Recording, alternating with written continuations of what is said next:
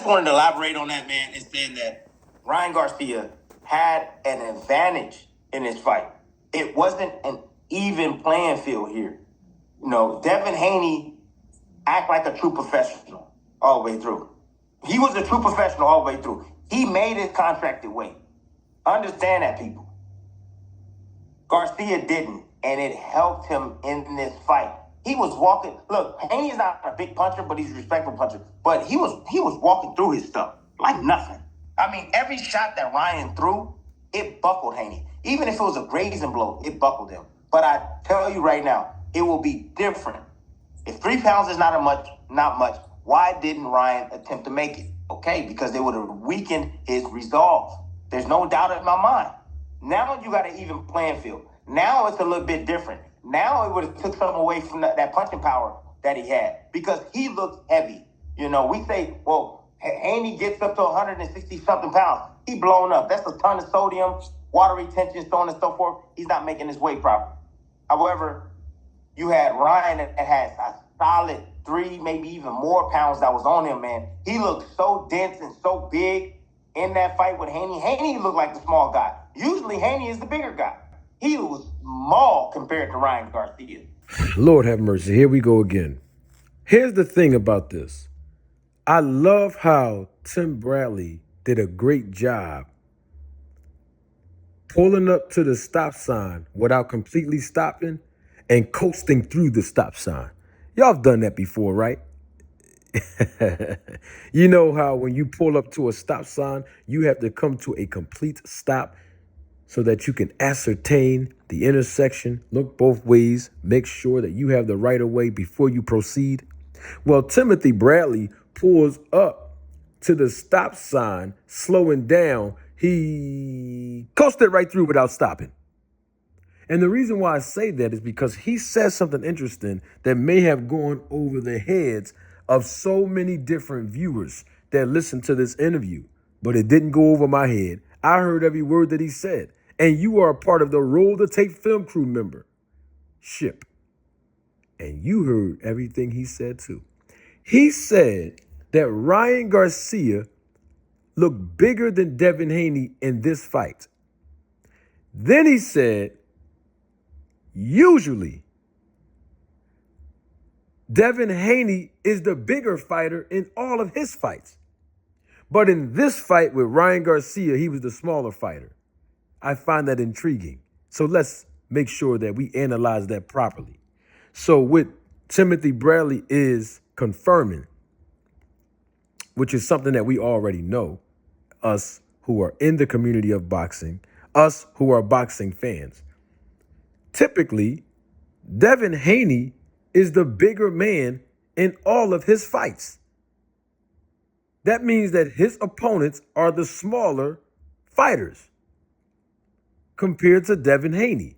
So if that's the case, Tim Bradley, how come you didn't advocate for the smaller fighters that was in the ring fighting the bigger fighter, Devin Haney? Interesting to me. When Regis Prograis was the smaller fighter, I didn't hear or see a video from Tim Bradley saying, Devin Haney, he did win. He did knock down Regis Prograis in the 3rd round. He did become 140-pound champion, but he had an unfair advantage. He was the bigger fighter against Regis Prograis. How come when Devin Haney beat Lomachenko, when Devin Haney fought Lomachenko was the smaller man in the ring, and Devin Haney was the bigger man in the ring. How come I didn't hear Tim Bradley say, well, Devin Haney came out with the win. He defended his title at 135, undisputed. But it was an unfair advantage because he was the bigger man and Lomachenko was the smaller man. But now all of a sudden, when Devin Haney is the smaller man and Ryan Garcia is the bigger man, all of a sudden now It's an unfair advantage, and it wasn't an even playing field. Which one is it, Tim Bradley? You know what? Let's listen to more of what Tim Bradley had to say. Roll the tape. Well, what kind of credit do you give Ryan? What kind of credit do you give Ryan, honestly? You know? Oh, the fight was great. The result was fantastic. You know, everybody was on the edge of their seat. However, how much credit do you really give him when he had an advantage going into the fight? You know, I don't care about the belt. I don't care about the actual bet that they had. That's not the point. The point is you had a contract to wait. You knew you weren't going to make. In that case, you should have made the fight at 143. No belt attached to the fight, but he didn't. That would have helped Haney in this bout. It would have definitely helped him be able to absorb them shots that Ryan was throwing. Boy, oh boy. They just make my job extremely too easy on YouTube. Timothy Bradley asked a question.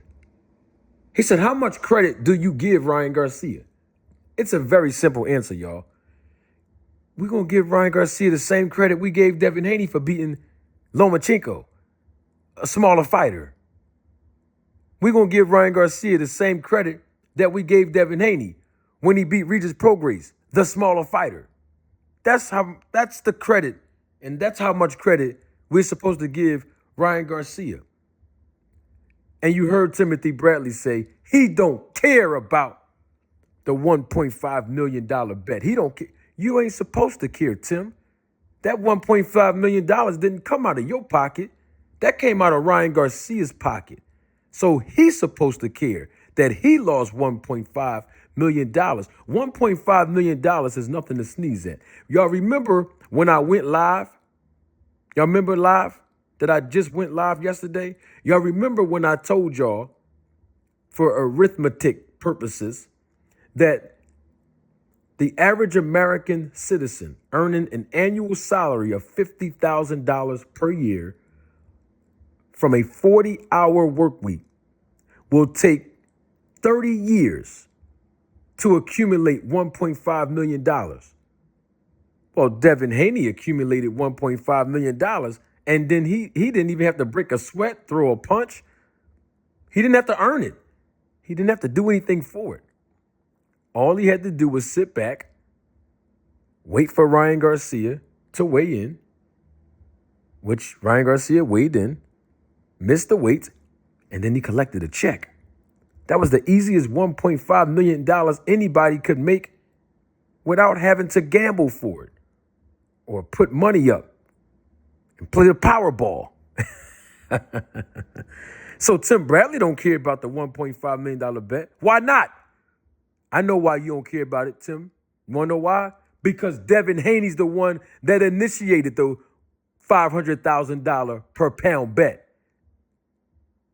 So you don't care about it because you know that's a talking point in a dynamic that exists that will make your talking point obsolete. Devin Haney initiated the whole bet. So you should care about it, Mr. Tim. If you're going to use the talking point of an advantage, Devin Haney agreed to it. And I told y'all that in part 1 of this video.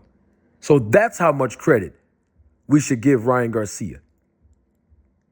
Ryan Garcia possibly was the bigger man in this fight, and Devin Haney possibly was the smaller man in this fight. But here's the thing. How many times have we seen Devin Haney be the bigger man in his fights against smaller fighters? And Timothy Bradley never, ever advocated for them. He gave Devin Haney credit and even commentated on the Lomachenko fight and I think he did the Kambosos fights as well. Okay, when it was on ESPN, right? Okay, then. You was giving him credit then?